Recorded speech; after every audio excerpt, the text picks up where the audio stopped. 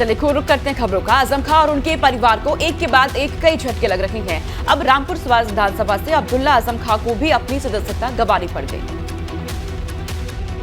Court के फैसले के बाद आजम खान के बेटे अब्दुल्ला आजम को अपनी विधायकी से हाथ धोना पड़ा। विधानसभा सचिवालय की तरफ से अधिसूचना जारी करके बताया गया कि स्वार टांडा सीट रद्द कर दी गई है। अब चुनाव आयोग इस सीट पर दोबारा चुनाव कराएगा। लिहाजा कोर्ट के फैसले को अब समाजवादी पार्टी चुनौती देने के मूड में है। विधायक माननीय अब्दुल्ला आजम की जो सदस्यता निरस्त हुई है, माननीय अब्दुल्ला आजम उस फैसले को माननीय न्यायालय में चुनौती देंगे। जबकि बीजेपी ने अब्दुल्ला की सदस्यता खारिज होने के तुरंत बाद जल्द से जल्द स्वार सीट पर चुनाव कराने की मांग करती है, जिसमें स्वार की जो सीट है उसको रिक्त किया गया है।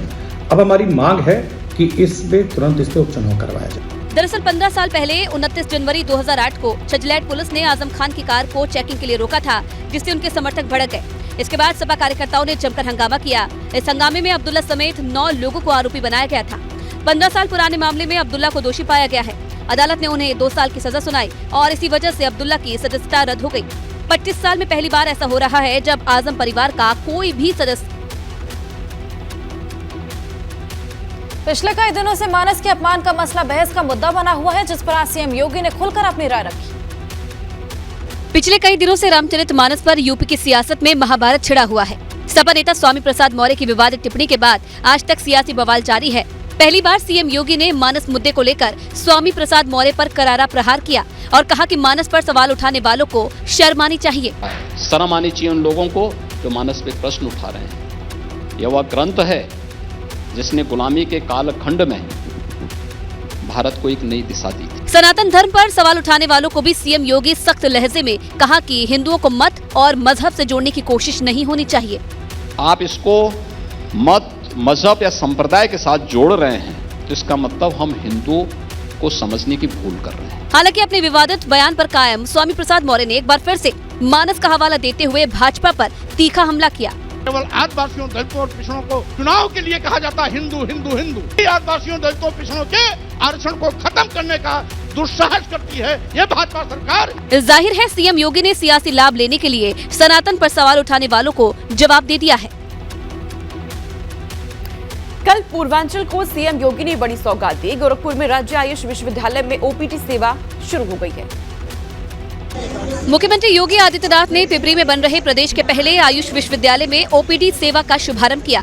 इस दौरान उन्होंने जनपद वासियों को बधाई देते हुए कहा कि इस विश्वविद्यालय का लाभ सबसे अधिक ग्रामीण इलाकों में रहने वाले लोगों को मिलेगा।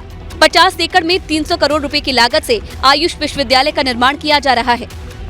जो ट्रेडिशनल मेडिसिन की पद्धतियां हैं, इसे आगे बढ़ाने के लिए यह विश्वविद्यालय आज गोरखपुर में स्थापित हो रहा है। गोरखपुर के मंच से सीएम योगी ने ग्लोबल इन्वेस्टर समिट में बम्पर निवेश का जिक्र किया और बताया कि ये निवेश कैसे युवाओं के लिए प्रदेश में रोजगार की बहार लेकर आएगा। उत्तर प्रदेश के नौजवानों को उत्तर प्रदेश के अंदर ही कार्य मिलेगा, उनको फिर कहीं जाने की आवश्यकता नहीं। आयुष विश्वविद्यालय का शिलान्यास 28 अगस्त 2021 को तत्कालीन राष्ट्रपति रामनाथ कोविंद ने किया था।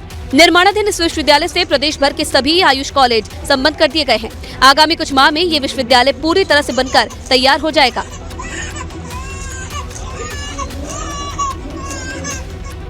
एलडीए के अफसरों के साथ सांठगांठ कर अवैध इमारतें बनाने वाले यजदान बिल्डर के 5 और अपार्टमेंट पर एलडीए का बुलडोजर चलेगा।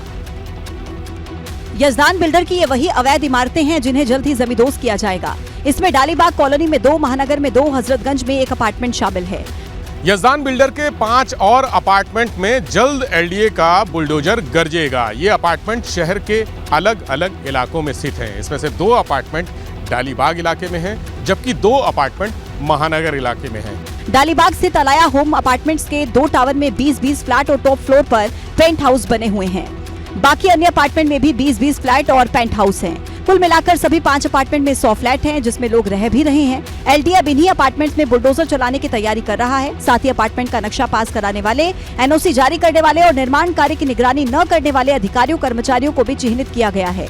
हजरतगंज के वजीर हसन रोड पर अलाया अपार्टमेंट के अवैध होने और उसके ध्वस्तीकरण की कार्रवाई के बाद एलडीए ने यजदान बिल्डर की जांच शुरू की थी। इसी बीच हजरतगंज के ही प्राग नारायण रोड पर बना यजदान बिल्डर का एक और अलाया अपार्टमेंट भर-भरा कर गिर पड़ा था। इस हादसे में 3 लोगों की जान चली गई थी, जबकि कई लोग घायल हुए थे। एक हफ्ते पहले देहरादून में पुलिस पर जमकर पत्थरबाजी हुई, लेकिन 7 दिन बीत जाने के बाद अब इस मामले में फंडिंग से जुड़ा बड़ा सच सामने आया है। 9 फरवरी को पुलिस पर प्रदर्शनकारियों ने जमकर पथराव किया था। पुलिस कर्मियों के ऊपर बड़े बड़े पत्थर बरसाए गए थे। जवाब में पुलिस ने भी प्रदर्शनकारियों पर लाठीचार्ज किया। कड़ी तहकीकात के बाद पुलिस ने कुछ पत्थरबाजों की पहचान कर ली है और ऐसे लोग जिन्होंने पथराव किया है उनकी चिन्हीकरण की कार्रवाई अभी गतिमान है और जो चिन्हित हो चुका है उनको नोटिस दिया जा रहा है। पुलिस ने इस बात की आशंका जताई है कि पत्थरबाजी कर रहे युवाओं को फंडिंग की गई थी। ऐसे में उन बैंक खातों को सीज किया जा सकता है जिनके जरिए युवाओं को फंडिंग की गई थी। इसमें फंडिंग का काम किया है, उनके खाते इत्यादि भी सीज करने की कार्रवाई विवेचना में सम्मिलित किया जा रहा है। सवाल है कि 9 फरवरी को पुलिस पर पत्थर बरसाने वाले युवा कौन थे? क्या ये पत्थर उन छात्रों की भीड़ के बीच से फेंके गए थे जो पेपर लीक मामले में प्रदर्शन करने पहुंचे थे, या फिर छात्रों के बीच कोई और भी था? सवाल ये भी है कि युवाओं को अगर फंडिंग हुई है तो इसके पीछे मकसद क्या हो सकता है? फंडिंग करने वाले लोग कौन हैं और उनका पूरा प्लान क्या है? जम्मू कश्मीर के गुलमर्ग में आयोजित 5 दिवसीय खेलो इंडिया नेशनल विंटर गेम्स का समापन हो गया है। उत्तराखंड के स्कीइंग एथलीट्स ने बेहतर प्रदर्शन कुल 8 पदक जीते। यूके के नारे और बद्री विशाल के जयकारे लगाते ये उत्तराखंड स्कीइंग टीम के सदस्य हैं जिन्होंने देवभूमि का दम दिखाया है। गुलमर्ग की इन सफेद वादियों में आयोजित हुए खेलो इंडिया नेशनल विंटर गेम्स में टीम ने शानदार प्रदर्शन करके सबका दिल जीत लिया।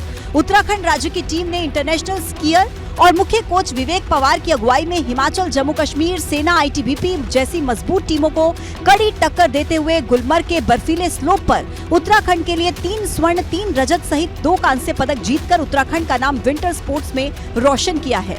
उत्तराखंड की टीम से अधिकांश एथलीट जोशीमठ से हैं। इस बार प्रियांशु कवान, भारती भुजवाण और महक कवान ने गुलमर्ग विंटर गेम्स में अपना लोहा मनवाया है।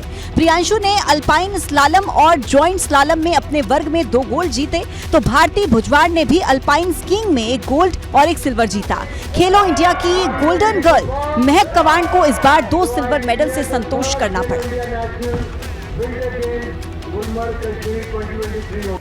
और इस बीच बड़ी खबर सामने आ रही है गाजियाबाद से। गाजियाबाद में नेशनल हाईवे 9 पर अब बड़ा हादसा हो गया है। डिवाइडर से टकराकर यहां पर तेज रफ्तार ट्रक पलट गई। हादसे के बाद ट्रक में भीषण आग लग गई, जिसके बाद वहां हड़कंप मचा। मौके पर फायर ब्रिगेड ने आग पर काबू पा लिया। आग लगने से ट्रक पूरी तरीके से जलकर खाक हो चुकी है। तस्वीरें भी सामने आ चुकी है आपके टीवी स्क्रीन पर। डिवाइडर से टकरा गई थी ये ट्रक, जिसके बाद अनियंत्रित होकर के पलट जाती है और इस हादसे के बाद भीषण आग लग गई ट्रक में और ये पूरा ट्रक यहाँ पर जल चुका है। मौके पर हड़कंप मच गया। आना-फाना में लोग वहां पहुंचते हैं, लेकिन आग लगने से ये ट्रक पूरी तरीके से जल चुका है। ये तस्वीरें सामने आ चुकी हैं जब अचानक से आग लग जाती है। ये ट्रक पलटने के बाद गाजियाबाद में नेशनल हाईवे 9 पर यह पूरा हादसा होता है, जहां पर तेज रफ्तार में ये ट्रक होती है और डिवाइडर से जाकर टकरा गई। अनियंत्रित होते ही पलट जाती है और पलटने के बाद भीषण आग लगती है। मौके पर हड़कंप भी बचा। लोग इधर उधर भागने लग जाते हैं जान बचाने के लिए, क्योंकि जिस तरीके से ये ट्रक पलटा इसमें भीषण आग लग गई है। फिलहाल ड्राइवर को लेकर कोई अपडेट सामने नहीं है, लेकिन जिस तरीके से यहाँ पर यह हादसा हुआ है कि भीषण आग इसमें लग जाती है, ट्रक में डिवाइडर से टकरा जाती है, उसके बाद ये भीषण हादसा। गाजियाबाद से ये तस्वीरें सामने आई है। मौके पर हड़कंप मच गया। हालांकि सूचना दी गई दमकल विभाग को और फायर ब्रिगेड की टीम ने काबू पा लिया है इस आग पर, लेकिन पूरी तरीके से ट्रक ये जल चुका है। तो तेज रफ्तार वजह रही इस पूरे हादसे की। आप देख सकते हैं किस तरह डिवाइडर से टकराकर एक ट्रक पूरा धो कर जल उठा। दिल वालों की दिल्ली में एक और श्रद्धा वॉकर कांड सामने आया है। हालांकि वो शव के टुकड़े करता, इससे पहले ही पुलिस ने उसे दबोच लिया, लेकिन अफसोस निकी नहीं बच पाई। पुलिस ने उसके शव को आरोपी साहिल के ढाबे के फ्रिज से बरामद किया है। निकी के पोस्टमार्टम से पता चलेगा कि उसकी हत्या कैसे की गई। ऐसी निर्मम हत्या करी है तो कोर्ट जो है उसको फांसी की सजा दे। इससे कम कोई सजा नहीं होनी चाहिए उस आदमी के लिए। हालांकि साहिल ने अपना गुनाह कबूल करते हुए कहा कि मोबाइल फोन के डाटा केबल से गला घोंटकर मार डाला। इधर साहिल गहलोत को कोर्ट में पेश किया गया, जहां से उसे 5 दिन के रिमांड पर भेजा गया है। तो हमारी टीम ने बहुत समय से इसको, जो मेन साक्ष्य था, बॉडी को रिकवर कर लिया वहाँ से फ्रिज की, इसकी निशानदेही पे बड़ा साक्ष्य है जो कि इनको कन्विक्शन करने में, सजा दिलवाने में काफी मददगार होगा। पुलिस से मिली जानकारी के मुताबिक परिवार ने जब साहिल की शादी कहीं और तय कर दी तो पहले तो निक्की से ये बात छुपाई, लेकिन जब उसे पता चल गया तो दोनों के बीच झगड़ा शुरू हो गया। 9 और 10 फरवरी को शादी तय हो गई तो उसी दिन साहिल ने कार में निकी की गला दबाकर हत्या करने के बाद लाश को ढाबे के फ्रिज में छुपा दिया। इस हत्याकांड को अंजाम देने के बाद उसी दिन साहिल ने परिवार की मर्जी के मुताबिक शादी रचाई।